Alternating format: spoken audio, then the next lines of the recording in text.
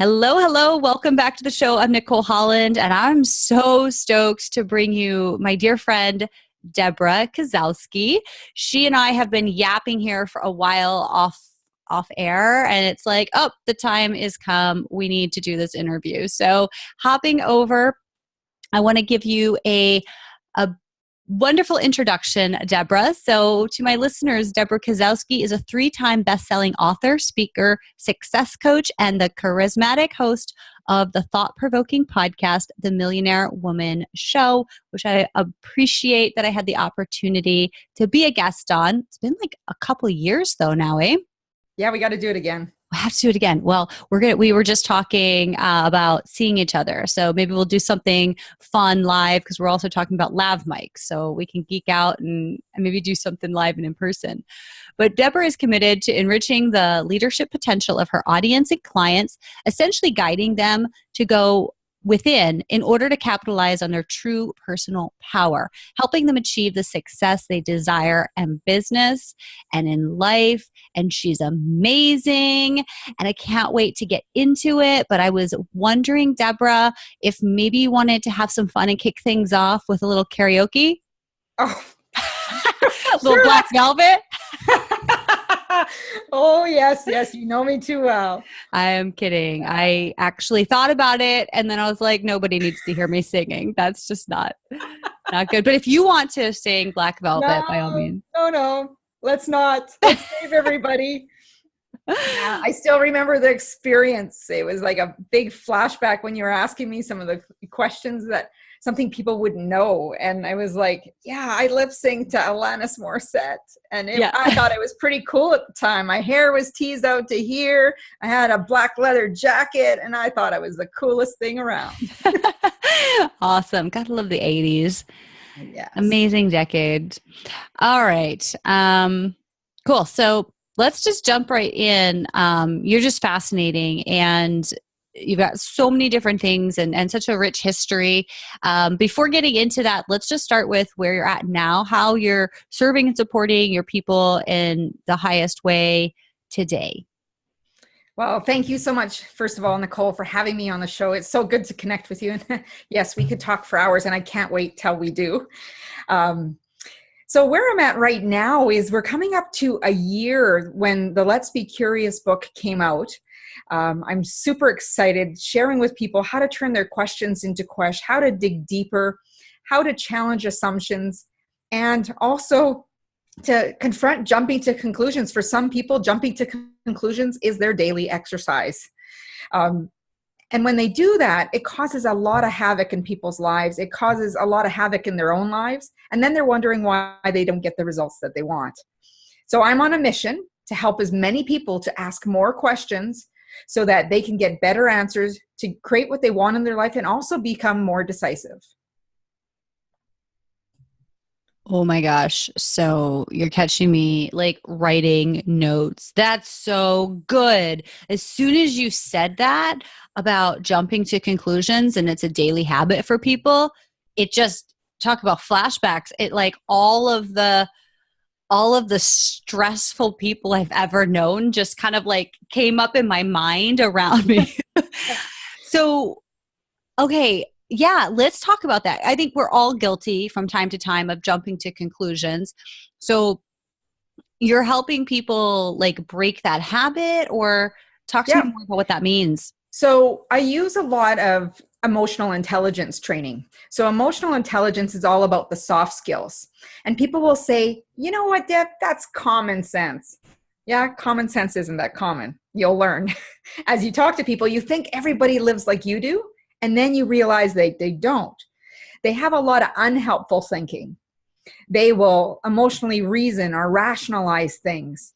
And because they feel a certain way, they think it must be true. So if somebody doesn't give them eye contact, all of a sudden they feel offended and they think that the person doesn't like them. But it could be something cultural. It could be that they're having a crappy day and they don't want to be found out. They don't want to talk about it. They don't want people to see what's going on in their world. They want that space. So that could be the real reason they're not giving you eye contact. Then we have people who forecast. They know matter of fact what's going to happen. And it's like they have a crystal ball in front of them. Then there we have the mind readers or the labelers. I know what they're thinking. Or someone who personalizes things. They'll say, you know what? My son got poor grades because I didn't do his laundry. What has it got to do with it? So this is unhelpful thinking. There's the people, and I'm sure many of the people in the audience know them. No matter what you say, they can fly to the negative in a heartbeat. They filter, that's their filter. And it can be so destructive, not only to yourself, but to other people, because we have 50 to 70,000 thoughts in a day. Majority of those thoughts are negative. 98% of those thoughts you thought yesterday. What's for dinner? What should I wear? These are common questions that you think on a daily basis, and you don't even realize it until you become more conscious and aware of what's going on. Wow. Okay. So are people coming to you then because they are aware that they're not happy, and do you help them be happy? Or how does this, or is this through the book? How are you getting the message out and getting people to go, oh my gosh, that's me sometimes, and how can I change this? And I want to change this, or I know those people, and that's something that I didn't realize was this, and I just always assumed it was that. So then there's that assumption, right? So it's like, can we actually escape these frameworks in our mind? Absolutely. So here's the thing. People get hung up on IQ, the intelligence quotient, about how smart I am, how much intellect I have. But here, at the age of 16, your average IQ for anyone is 100. But at the age of 16 is pretty much when your IQ is set. And it will continue to plateau until old age, and then it wanes. Whereas emotional intelligence is based on the education, the experiences you have, and it is hope that, as you mature, those experiences enrich the way you develop your self-awareness, because it really is about self-awareness, being aware of not only yourself, your triggers, but also being aware of how you interact with other people. How are people responding to you? So going back to what you said, how do I work with people? I work with them to coach. I work with business owners and leaders in organizations who want to grow in their leadership capacity. Sometimes I will do an assessment that is a psychosocial tool called the EQ 2.0. And what it does is it helps you do a number of questions, and it tells you where you're derailing. It tells you where your strengths are, but it also tells you where your weak spots are. And often people who are not self-aware or have a decreased self-awareness, they have their blind spots, and they have no idea how they're coming across, how they're interacting with people, and how it's affecting their relationships, whether it be life, business, or leadership. Amazing. So how did you get into that kind of work? Well, sometimes I'd like to say I fell into it, but when I was in my coaching program through Royal Roads University in Victoria, BC, I was introduced to emotional intelligence, and I thought, this stuff is really cool because it's combined with positive psychology. And people think, oh, positive psychology, it's the study of happyology. And it's not. Dr. Martin Seligman, who is out of the University of Pennsylvania, there's actually a master's program in positive psychology. And what it is, it's not this. So many programs are about the study of problems, the study of things that we got a problem, we got to fix it. It's all about fixing. Whereas the study of positive psychology is really about studying what's working and why is it working. So I don't know about you, but I'd rather learn how things work rather than fix a problem. It's all about solutions and really seeing the positive side of things. And in my work with appreciative inquiry, which is very similar to emotional intelligence, they're same age, maybe not heard of in some spheres as much, but appreciative inquiry helps people really appreciate the best of what is. We're always looking for the next best things, but we need to stop, even when you're working with your clients. What is the best experiences that you've had? And bring more of the best in. So often when businesses, they're looking at their strategic planning or in their leadership, they're looking at a SWOT analysis. They're looking for strengths, weaknesses, opportunities, and threats. Whereas in appreciative inquiry, what we use is SOAR. I want you to think of an eagle soaring high above the clouds. So for that, we look at strengths, opportunities, aspirations, and results. So there's a big difference there. It's not that we're excluding the weaknesses and the threats. You get more of what you focus on. So I choose to focus on my aspirations of who I want to show up as, what I want to, my legacy goals, and also looking at the results that I want to achieve. If I focus on results, I'm going to get more results. If I focus on threats or weaknesses, that's what I'm going to get more of. For sure. I love it. So when did you start this business? Because I believe that when you did start your business, you come from a nursing background and you had no business knowledge, experience, training, and you dug yourself into debt by $20,000 before it started to work. So can you talk to us? Yeah. Can you talk to us a little bit about what that was like for you? So how did you wind up getting into this business, and just a bit about your journey to finding where you are now? Because I mean, it's amazing. 3-time best-selling author, and you're working with big companies, and you're working with solopreneurs, and you're working with individuals, and so many amazing things, and changing lives in big ways. And P.S., I noticed the rebrand. I'm not sure exactly when you did that, but it's beautiful. Love your site. It's still in process. It's, when is it not, right? When is it not? I have my friend Amber Vilhauer, who has a web design. Well, one of the things she does is web design. And she said, when I interviewed her for the 2015 Business Building Rockstar Summit, she was like, the website's never done. Like, there's always tweaks, and there's always this, and there's always that. And I'm going through the same right now. So I just want to put that out there, actually, as a sort of takeaway also for my listeners. Like, a lot of people will wait until things are done or perfect or right or whatever. And, I think you got to just jump before you're ready. Not without recognizing how to use a parachute and making sure it's packed properly, and that you've got your foundational stuff in order, but you don't have to be able to do swan dives out of the plane before you start jumping. That's right. And done is better than perfect. Absolutely. It is. Yeah. So where did it all start? I'll give you a little bit of progressional timeline. It was about 4 years ago, I got formal certification in coaching, but I have been coaching way before that. I had an opportunity landed in my lap to get the formalized certificate, so I went for it. But yes, I have a nursing background. I've worked in the nursing field for over 20 years, and I've worked in open heart recovery, mostly cardiac, because I love hearts. And it's interesting because I still love hearts, hearts of people. And so I went to a networking event. It was actually an eWomen network event with a friend who invited me. And I sat in the room and I was like, oh my gosh, this is cool. I'd never been exposed to a networking event, right? In the nursing world, I'm in healthcare. Buried in healthcare. I had travel nursed in the States, Orlando, Seattle, Sacramento, Scottsdale, Arizona. And then I come into this new world and I'm like, I want a piece of this. I want a piece of this. I loved it. I loved the thinking. It matched who I was. And I thought, okay, how hard can it be? I'm just going to register a business name and I am going to put that sign up and I'm in business. Wow. I didn't know anything about business.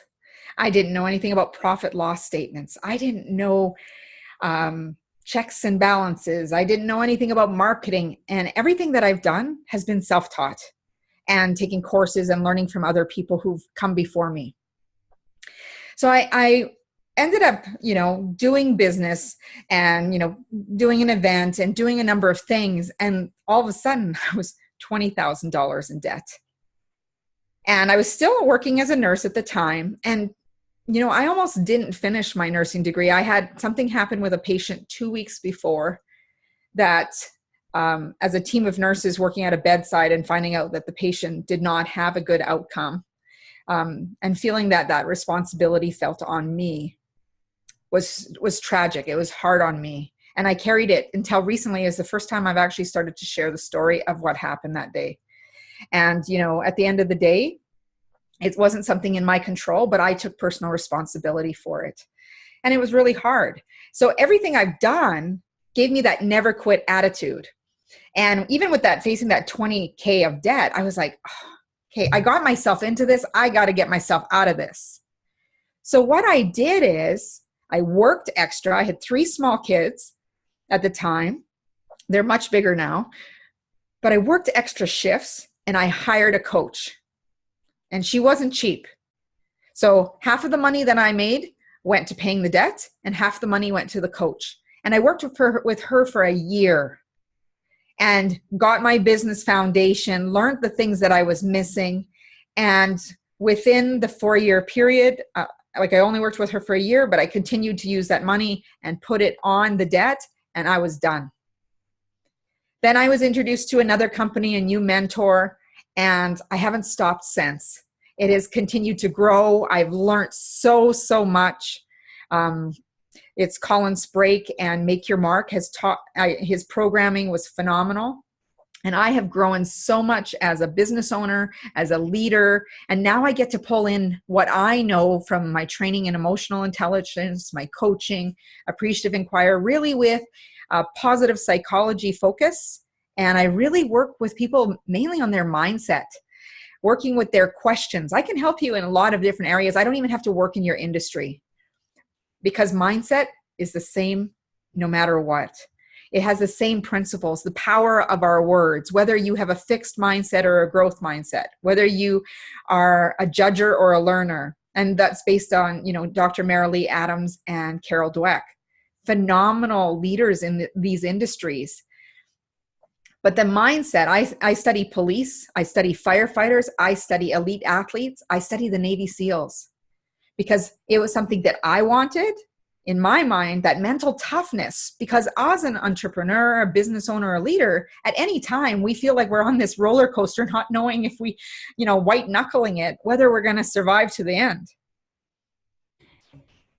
Yeah, for sure.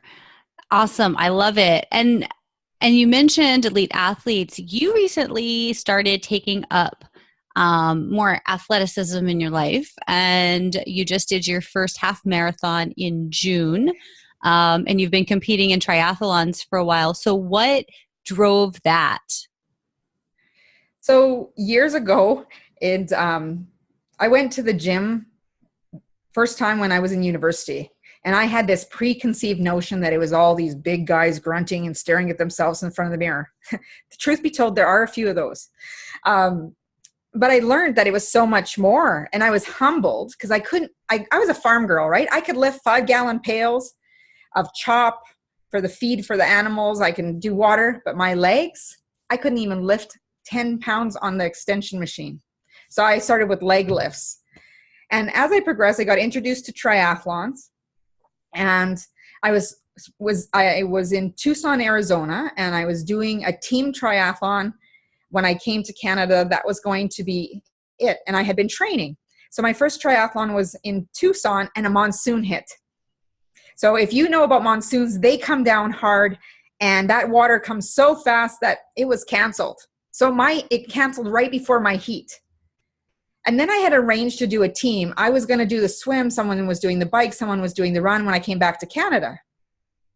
They bailed on me. So I ended up doing it myself.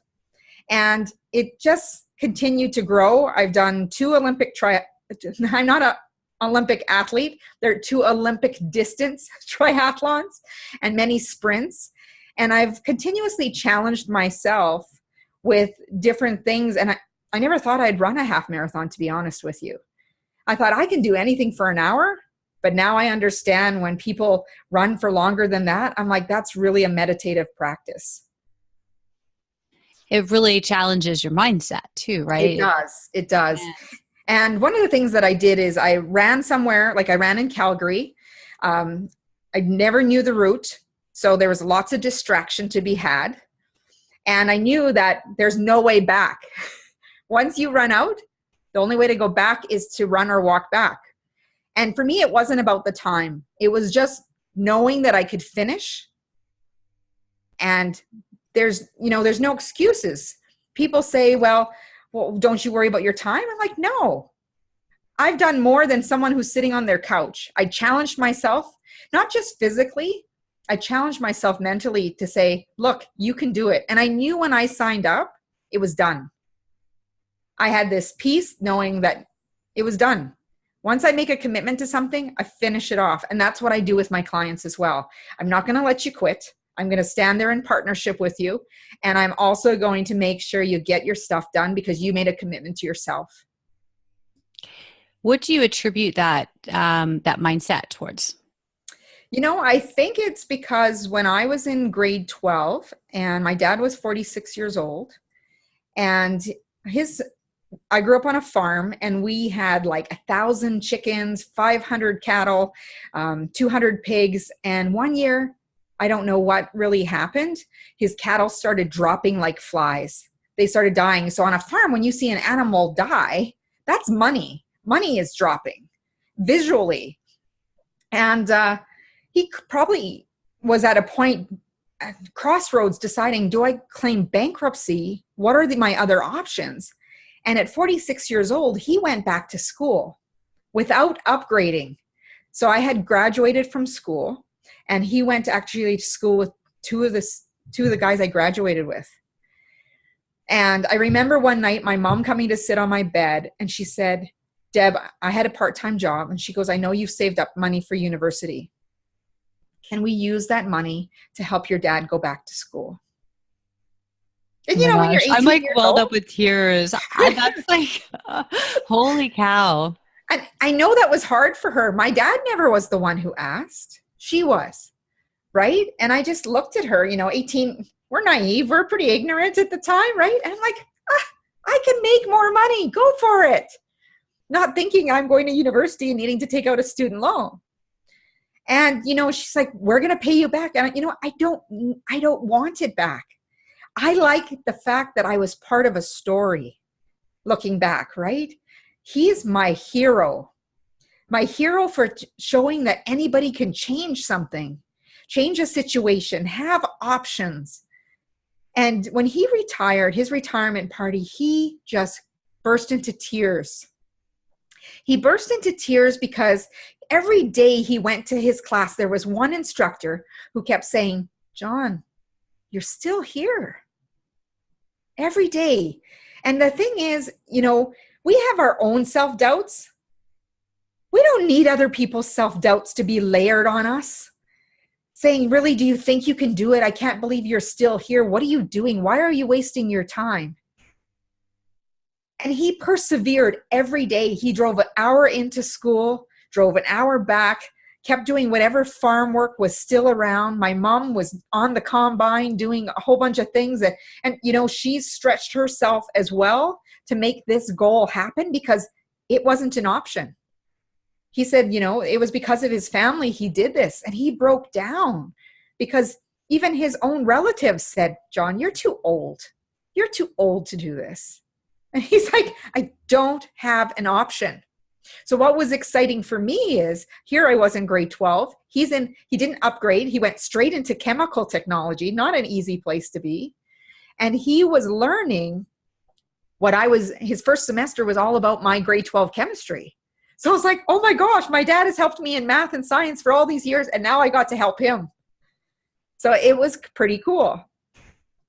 But it was a game changer for me to know that you don't quit. You have options. You need to be able to push through.